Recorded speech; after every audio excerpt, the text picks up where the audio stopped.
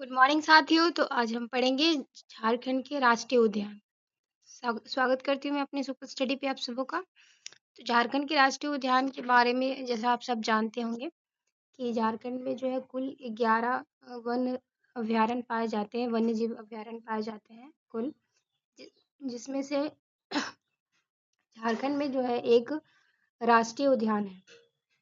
तो कुल मिला के 11 वन्य जीव अभ्यारण्य। तो चलिए इसको हम पढ़ते हैं कि जैसा बताया गया कि कौन कौन सा राष्ट्रीय उद्यान या अभ्यारण्य है। तो देखते हैं कि प्रमुख वन्य वन्य प्राणी क्षेत्रों की अवस्थिति देखते हैं। तो स्थान देखेंगे और जो वन्य प्राणी क्षेत्र है वो देखेंगे, जैसे कि लातेहार। तो लातेहार में क्या पाया जाता है? लातेहार में बहुत प्रसिद्ध, पता है आपको कि लातेहार में जो बहुत प्रसिद्ध है वो है बेतला राष्ट्रीय उद्यान, पलामू अभ्यारण्य और महुआ ताड़ अभ्यारण्य।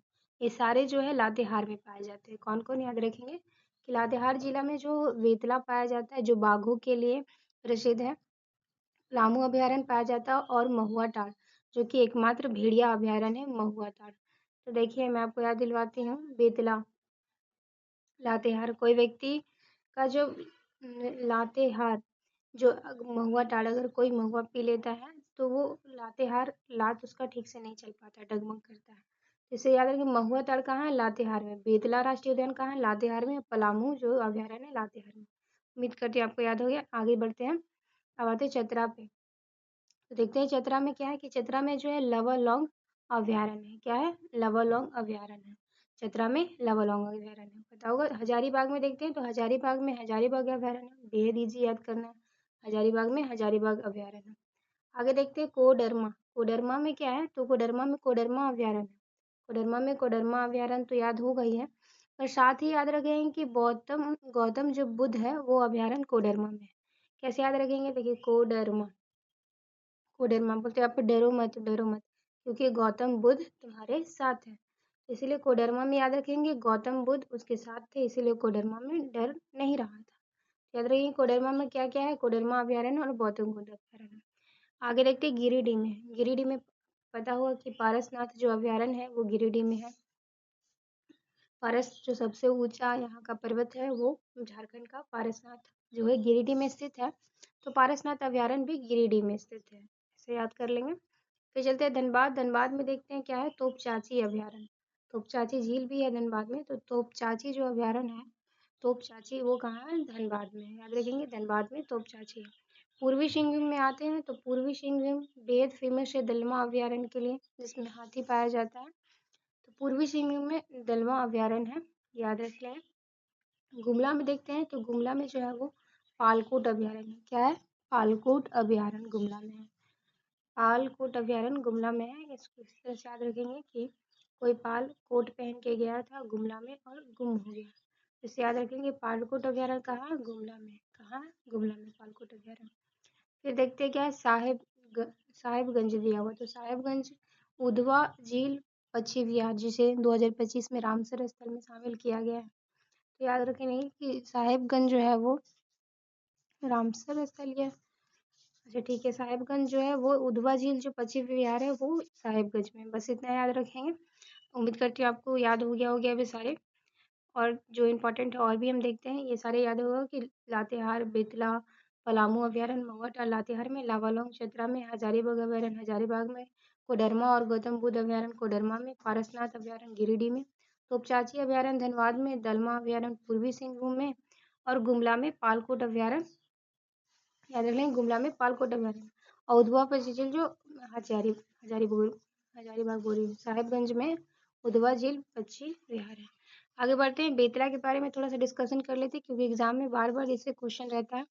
तो देखते हैं बेतला जो राष्ट्रीय उद्यान है, बेतला राष्ट्रीय उद्यान, ये क्या है? यह झारखंड का एकमात्र राष्ट्रीय उद्यान। याद रखेंगे कि जो बेतला राष्ट्रीय उद्यान है वो झारखंड का एकमात्र राष्ट्रीय उद्यान है। याद हो गया होगा, एकमात्र राष्ट्रीय उद्यान है। यह जो है राष्ट्रीय उद्यान 1932 में JW निकोलसन के नेतृत्व में विश्व में सर्वप्रथम बाघों की गणना।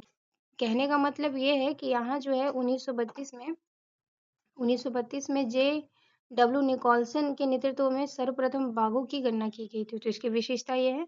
और देखते हैं कि जो इसकी स्थापना है, स्थापना से रिलेटेड कि 10 सितंबर 1946 को बेतला राष्ट्रीय उद्यान की स्थापना हुई थी कब? 10 सितंबर 1946 को। याद रखेंगे, स्थापना 10 सितंबर 1946 को हुई थी। बेतला राष्ट्रीय उद्यान की स्थापना 10 सितंबर 1946, याद रख लेंगे।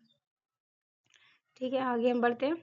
और भी इसके विशेष का क्षेत्रफल याद रखेंगे, क्योंकि एक मात्र राष्ट्रीय उद्यान है ना, इसीलिए इसका क्षेत्रफल याद रखेंगे। बाकी का रखें नहीं, पर इसका जरूर याद रखेंगे। जो बेतला राष्ट्रीय उद्यान है उसका जो क्षेत्रफल है कितना है? 226। क्या है? 226। पॉइंट भी याद रखेंगे, नहीं भी रखेंगे तो इतना अगर याद रख लेंगे कि 226 है, वो बेतला राष्ट्रीय उद्यान की क्षेत्रफल में 226 क्षेत्रफल में जो है वो बेतला ये राष्ट्रीय उद्यान फैला हुआ। इस तरह से याद रखेंगे कि बेतला राष्ट्रीय उद्यान कितना में? 226 में। फिर देखते हैं बेतला का फुल फॉर्म भी पूछा जाता है। तो बेतला का फुल फॉर्म होता है vision, elephant, tiger, leopard, axis. Axis बेहद इजी याद रहता है कि vision, elephant, tiger, leopard, axis. Axis 2 बार एक्सिस एक्सिस है। फिर आगे बढ़ते हैं कि बाघ परियोजना बेतला राष्ट्रीय उद्यान में कब शुरू हुआ? तो 1973-74 में जो है बाघ परियोजना बेतला राष्ट्रीय उद्यान में प्रारंभ हुआ। 1973-74 याद रखें। फिर देखते हैं कि उद्यान के अंदर नदी, तो उत्तरी कोयल एवं बुरहा जो नदी है वो उद्यान के अंदर है, यानी कि बेतला राष्ट्रीय जो उद्यान है वो उसके अंदर क्या है? बुरहा नदी है और उत्तरी कोयल नदी है। याद रख लेंगे, उत्तरी कोयल और बुरहा नदी। अब आते हैं पलामू अभ्यारण्य। तो पढ़ते हैं पलामू अभ्यारण्य की विशेषता कि पलामू अभ्यारण्य जो है झारखंड का सबसे बड़ा एवं राष्ट्रीय स्तर का एकमात्र वन्य जीव अभ्यारण्य है। अगर पूछा जाए कि झारखंड का सबसे बड़ा और एकमात्र राष्ट्रीय स्तर का जो वन्य जीव अभ्यारण्य है तो वो कौन सा है? पलामू है। याद रख लेंगे कि पलामू जो है वो एकमात्र वन्य जीव अभ्यारण्य है और झारखंड का सबसे बड़ा राष्ट्रीय स्तर का अभ्यारण्य है। इसकी स्थापना देख लेते हैं। तो स्थापना कब हुई? 1976 में स्थापना हुई है पलामू की। कब हुई? 1976 में स्थापना हुई है पलामू अभ्यारण्य की। तो याद हो गया होगा 1976 में पलामू अभ्यारण्य। इसका भी क्षेत्रफल हम याद रख लेते हैं। तो 752 याद रख लेंगे तो बस हो जाएगा कि 752 जो है वो पलामू अभ्यारण्य का क्षेत्रफल कितना है? 752। ठीक है। और स्थापना किस वर्ष हुई है? तो स्थापना हम देखेंगे तो 1976 में पलामू अभ्यारण्य की स्थापना हुई है। बस इम्पोर्टेंट यही था। ये एकमात्र राष्ट्रीय उद्यान है वन्य जीव अभ्यारण्य। देखिए पलामू बाघ आरक्षी के बारे में क्या बताया गया है कि पलामू जो है टाइगर रिजर्व जो है एक बड़ा संरक्षित क्षेत्र है जिसके अंतर्गत पलामू अभ्यारण्य और बेतला राष्ट्रीय उद्यान दोनों शामिल है। यानी कि पलामू जो बाघ आरक्षी है उसमें पलामू अभ्यारण्य तो है ही और बेतला भी इसी में सम्मिलित है। तो याद इम्पोर्टेंट एक पॉइंट और है कि यह बाघों के संरक्षित हेतु झारखंड का एकमात्र टाइगर रिजर्व है। पलामू जो है ना वो बाघों के संरक्षण हेतु एकमात्र टाइगर रिजर्व। फिर देखते हैं आगे और भी इसकी विशेषता पढ़ते हैं कि यह जो है यहाँ देश के सर्वाधिक डार्क साइट मिला है जिसका विकास एस्ट्रोफोटोग्राफिक हब के रूप में किया जा रहा है। ये राज्य में बाघ कॉरिडोरों की संख्या 1 है जिसे गुरु घासीदास पलामू लावालोंग बागाडोर बाघ कॉरिडोर के नाम से भी जाना जाता है। इसका विस्तार झारखंड तथा छत्तीसगढ़ में है। ये विशेषता इसकी बताई गई है।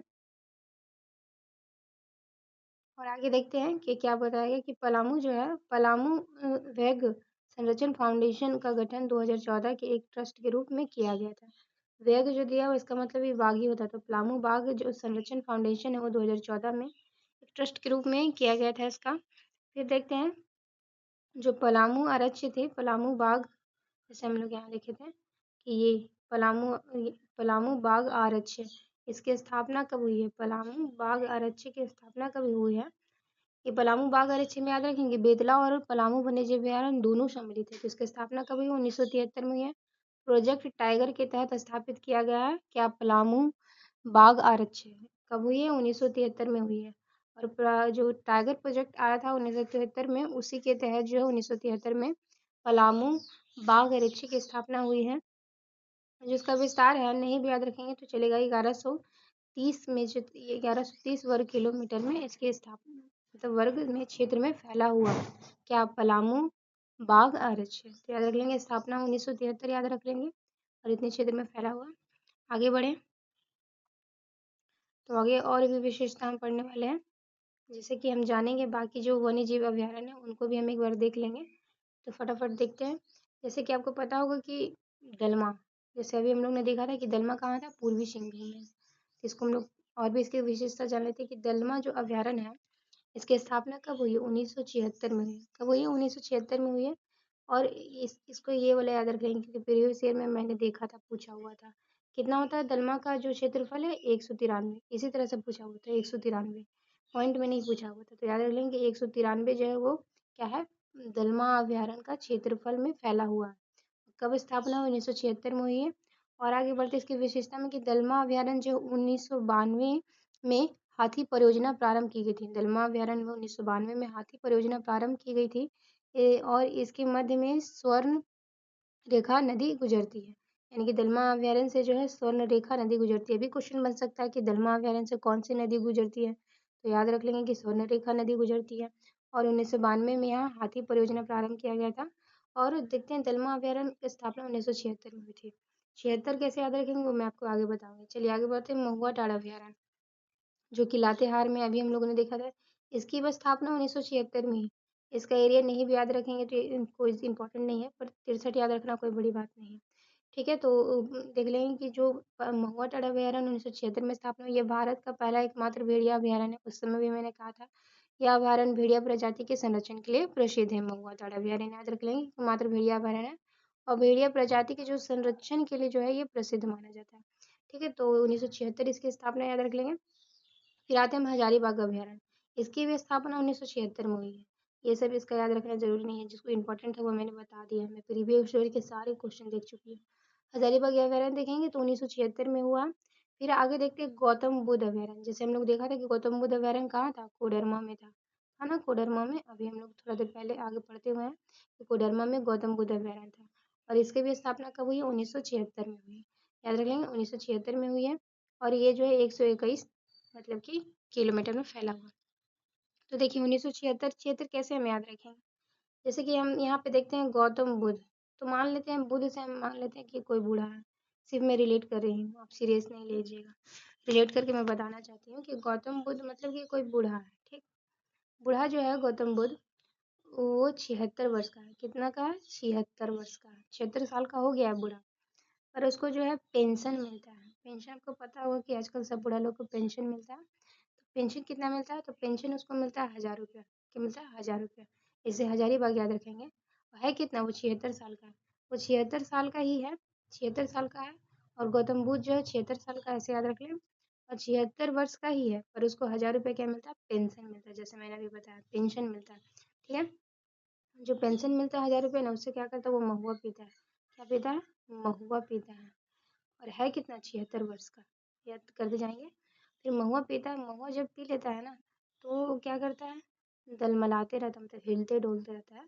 तो इससे दलमा याद रखिए। इससे मैं क्या क्या बताना चाहती हूँ कि जो गौतम बुद्ध हैं वो हैं 76 वर्ष के। 76 वर्ष के ही हैं, पर उन्हें 1000 रुपया मिलता है। 76 वर्ष के ही हैं, पर वो महुआ पी लेते हैं। 76 वर्ष के ही हैं और दलमलाते रहते हैं महुआ पी के। तो इससे याद हो गया होगा कि 76 में सब है। क्या है? कौन कौन सा है? गौतम बुद्ध अभयारण्य 76 में है, हजारीबाग 76 में है, और जो महुआ ताड़ा अभयारण्य वो भी 76 में। यानी कि कहने का मतलब कि 1976 दलमा अभयारण्य। उम्मीद करती हूँ याद हो गया होगा, और याद हो गया तो जरूर मेरे सेशन को लाइक कर देंगे। ठीक है, आगे बढ़ते हैं। अब आता है तोप चाची अभयारण्य, जो कहाँ है? धनबाद में। अभी देखे थे हम लोग। इसकी स्थापना कब हुई? 1978 में हुई है। देखेंगे तोप चाची अभयारण्य की विशेषता कि ये राज्य का दूसरा सबसे छोटा अभयारण्य है। और इस अभयारण्य के बीच जो हरी पहाड़ी नामक एक झील है। कौन सी? हरी पहाड़ी नामक झील है तोप चाची जो अभयारण्य है उसके बीच में। ये दूसरा सबसे छोटा अभयारण्य याद रख लें। पहला सबसे छोटा अभयारण्य आपको याद होगा तो आप कमेंट बॉक्स में कर सकते हैं या मुझसे पूछ भी सकते हैं। चलिए देखते हैं कि ये सबसे दूसरा छोटा अभयारण्य था और ये इसके बीच में हरी पहाड़ी है। कहाँ है तोप चाची? तो तोप चाची धनबाद में, और 1978 में इसकी स्थापना है। 78 हम बाद में याद करेंगे। सॉरी सॉरी, आगे बढ़ते हैं। देखते हैं अब लावा लौंग अभयारण्य जो कि चतरा में है। ये भी इसकी भी स्थापना कब हुई? 1978 में। कब हुई? 1978 में। याद रखेंगे लवा लौंग अभयारण्य। लवा लौंग अभयारण्य जो कि चतरा में 1978 में इसकी स्थापना है। यह अभयारण्य जो है तेंदुआ, नीलगाय, हिरन इत्यादि के लिए प्रदान था। याद रखेंगे तेंदुआ, नीलगाय, हिरन कहाँ मिलता है? लवा लौंग अभयारण्य में मिलता है। अगर आपसे पूछा जाए कि क्षेत्रफल की दृष्टि से सबसे बड़ा अभयारण्य कौन है, तो आप लावा लौंग अभयारण्य मानेंगे, क्योंकि ये क्षेत्र में जो है सबसे बड़ा अभयारण्य है। याद रख लेंगे।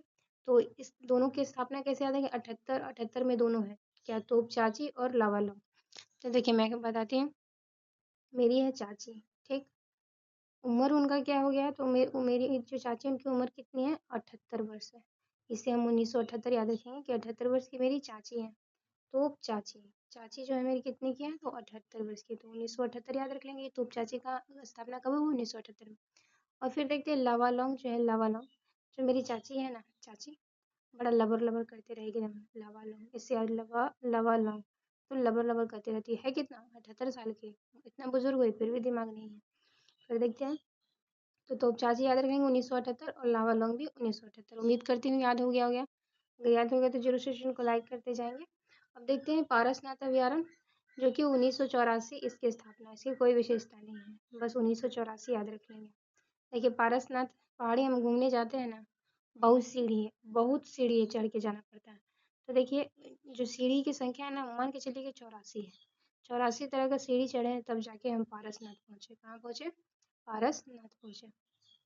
तो इसे याद रख लेंगे कि जब हम पारसनाथ जाते हैं तो 1984 सीढ़ी चढ़ते हैं, बस इतना याद रखेंगे, आपको याद हो जाएगा, 84 सीढ़ी चढ़ते हैं बस। और देखते हैं बात है कोडरमा, कोडरमा अभयारण्य, जैसे कि हम लोगों ने देखा था पिछले में, कोडरमा अभयारण्य की स्थापना याद रख लेंगे 1985, बस इतना याद रखेंगे आपको, 1985। देखिए बोलता है कि को डरमा, डरो मत, डरो मत, पिचासी, कोई भूत पिचास तुमको नहीं पकड़ रहा है, भूत पिचास पिचासी, इसे मतलब पिचासी याद रख लेंगे कि 1985 है, उसमें कोडरमा की स्थापना हुई थी। मेरा कहने का मतलब ये है, जो कोडरमा अभयारण्य उसका 1985 में, डरो मत, को डरमा, डरमा मत डरो, पिचासी, कोई भूत पिचास नहीं पकड़ेगा, बस ये। देखिए पालकोट अभयारण्य अच्छा लगे तो जरूर सेशन को लाइक कीजिएगा और सब्सक्राइब कर लीजिएगा कि मेरा वीडियो आप तक पहुंच सके, क्योंकि मैं बहुत बेहतरीन वीडियो देने वाली हूँ। देखिए पालकोट अभयारण्य कैसे याद रखेंगे कि पालकोट अभयारण्य कैसे याद रखेंगे, 1990 याद रखेंगे। इसकी विशेषता पढ़ लेते कि अभयारण्य जो है तेंदुआ के लिए प्रधानता, याद रख लेंगे जो पालकोट अभयारण्य उसमें तेंदुआ की प्रधानता। इसी अभयारण्य के अंतर्गत टपकारा सिंचाई बांध है, कौन सा बांध है, टपकारा सिंचाई बांध क्या है, पालकोट अभयारण्य में, और तेंदुआ की प्रधानता है। ठीक है, देखिए पालकोट अभयारण्य कैसे याद रखेंगे, देखिए कोट खरीदना है, ठीक, अगर जेब में 100 रुपया 90 रुपया भी नहीं रहेगा तो कोट कैसे खरीदेगा। तो पालकोट अभयारण्य रखेंगे कि मैंने कोट खरीदा है बहुत ही सस्ता, क्योंकि मुझे देखने जाना है तेंदुआ, कहाँ, पालकोट अभयारण्य में। ठीक है, तो तेंदुआ देखने जाना है, तो पालकोट अभयारण्य में जाएंगे तो कोट पहन के जाएंगे, कोट पहन के जाएंगे, और 90 रुपये का कोट है, तो इससे याद रखेंगे कि 1990 में जो है वो पालकोट अभयारण्य की स्थापना हुई है। ठीक है, और पालकोट अभयारण्य में जाके हम तेंदुआ देखेंगे। चलिए आगे बढ़ते हैं। उधवा झील लास्ट है, उधवा झील जो पक्षी अभयारण्य है 1991 में शामिल हुआ, और ये जो है 5 स्क्वायर किलोमीटर में, 5.65 याद रखेंगे। इसकी विशेषता हम पढ़ लेते हैं जो कि बहुत इंपॉर्टेंट है, 2025 में इसे सम्मिलित किया गया। यह राज्य का पहला रामसर आर्द्रभूमि स्थल है, जैसा मैंने बताया था कि ये जो राज्य का पहला रामसर स्थल भूमि है उधवा, जो कि साहिबगंज में स्थित है। यह जो राज्य का सबसे बड़ा पक्षी विहार है जो प्रवासी पक्षियों के लिए प्रसिद्ध है। याद रखेंगे जो उधवा झील पक्षी विहार है वो सबसे बड़ा पक्षी विहार है, साहिबगंज में स्थित है, और प्रवासी पक्षियों के लिए प्रसिद्ध है। देखते हैं कि यह पक्षी विहार के अंतर्गत किंगफिशर, बटान, जलकोवा, बकुला आदि पक्षी पाए जाते हैं। कौन कौन से, किंगफिशर, बटान, जलकोवा और बगुला आदि प्रमुख पक्षी पाए जाते हैं, तो इसकी विशेषता थी। और देखते हैं कि उधवा झील विहार पक्षी, ये इसका एरिया जरूर याद रखेंगे, 5.65 किलोमीटर में ये फैला हुआ है, क्योंकि पूछा जा सकता है। याद रख लेंगे कि 5.55 किलोमीटर याद हो गया होगा, यानी कि 5.5 के लगभग में है। फिर देखते हैं क्या है कि ये उधवा पक्षी विहार जो है इसकी स्थापना कब हुई, 1991 में हुई है। ये रामसर स्थल पहला है, सबसे बड़ा पक्षी विहार है, किंगफिशर, बटान, कौवा, ये सब आपको याद हो गएगा, पर ये याद कर लेते हैं थोड़ा सा कि 1951 जो है उसमें उधवा पक्षी विहार की स्थापना हुई। तो कैसे याद रखेंगे 1951, याद रख लेंगे, बहुत ईजी है 1951, याद रखेंगे उधवा, उधवा देखिए 1 नंबर आप लाइएगा, यानी कि एक अगर आपका मार्किंग होगा तो आप उधवा मतलब कि उधवा ऊपर रहेंगे, क्योंकि आपने 1 नंबर प्राप्त किया, पहला स्थान प्राप्त किया, तो उधवा, तो आपका उधव हो गया, मतलब आपका विकास हो गया। तो उधवा झील पचियार करने कितना में है, 1991 में, याद हो गया होगा मैं उम्मीद करती हूँ। आगे बढ़ते हैं, और भी कुछ चीज़ें तो हम पढ़ लेंगे। देखते हैं आगे कौन और भी कुछ है कि जैविक उद्यान पक्षी विहार पार्क, जल्दी जल्दी इसको पढ़ लेते हैं कि विरसा जो भगवान जैविक उद्यान है, विरसा विरसा क्या बोला है? विरसा भगवान जैविक उद्यान यह सपही नदी के तट पर है। यह देश का चौथा चिड़ियाघर है और जिसका स्वयं वेबसाइट भी है। बस इतनी विशेषता है और ये 2023 से मध्य चिड़ियाघर के रूप में अपग्रेडेड है। बस ठीक है। फिर देखते हैं कि जो विरसा भगवान जैविक उद्यान है ना, उसका ये सब इम्पोर्टेंट है कि यह इस परिसर में वर्ष 2017 में देश के ताजे पानी जो है ताजे पानी के सबसे बड़े मछली घर का शिलान्यास किया गया था। याद रख लेंगे कि भगवान जो विरसा भगवान जैविक उद्यान में सबसे बड़े मछली घर का शिलान्यास किया गया था। स्थान जो है चकला और मांझी रांची में। ये इम्पोर्टेंट है कि जो विरसा भगवान जैविक उद्यान है वो चकला और मांझी रांची में है। और स्थापना तो बिल्कुल याद रखेंगे 1994 में जो है 94 में चकला और मांझी में जो है विरसा भगवान जैविक उद्यान स्थापित किया गया था। कब? 1994 में। बिल्कुल याद करते हुए जाएंगे कि 1994 में जो है 1994 में चकला और मांझी में विरसा भगवान जैविक उद्यान का उद्घाटन हुआ था। बस इतना याद रख लेंगे और आगे हम देख लेंगे। छोटा सा फैक्ट है ये सब, वीडियो तो बड़ा ना हो जाए। जैसे रांची में देख लेंगे कि मगर प्रजनन केंद्र है, ठीक है, बायोलॉजिकल पार्क है, रॉक गार्डन है, सब रांची में। बटरफ्लाई रांची में, गिद्ध प्रजनन केंद्र रांची में, दीन दयाल पार्क रांची में, नक्षत्र जो वन है वो भी रांची में। देखते हैं फिर दीनदयाल हो गया, नक्षत्र हो गया, oxygen park, Sindhu Gandhi park, Shri Krishna park, Ramdayal Munda park, Swami Vivekananda Smriti park, Birsa Munda Smriti park, सब रांची में। बोकारो में क्या क्या है तो देखेंगे। बोकारो में जवाहरलाल नेहरू जैविक उद्यान है, तेनूघाट पक्षी विहार है, चंद्रपुरा पक्षी विहार, सब बोकारो में है। याद रख लेंगे। खुट्टी में देखेंगे तो विरसा मृग विहार कालामाटी में। कालामाटी बेहद इंपॉर्टेंट है, इसको थोड़ा सा पॉइंट करते जाएंगे। ये खुट्टी में जो है विरसा मृग विहार कालामाटी में है।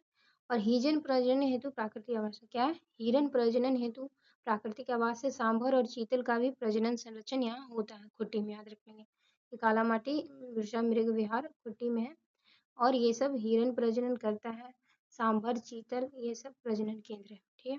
जमशेदपुर में याद रख लें कि जुबली पार्क और घोड़ाथम्बा थीम पार्क जो है जमशेदपुर में। हजारीबाग में शहीद निर्मल महतो पार्क है, बिल्कुल याद रहता है। दुमका में सिधू कानू पार्क और सृष्टि उद्यान है। फिर देखते हैं सिली जो है, सिली में अम्बेडकर पार्क है। कोडरमा में तो तिलैया पक्षी विहार, कोडरमा तिलैया याद ही रहता है। सरायकेला खरसावा में ईचागढ़ पक्षी विहार है। सरायकेला खरसावा में ईचागढ़ पक्षी विहार और शहीद पार्क जो है सरायकेला खरसावा में।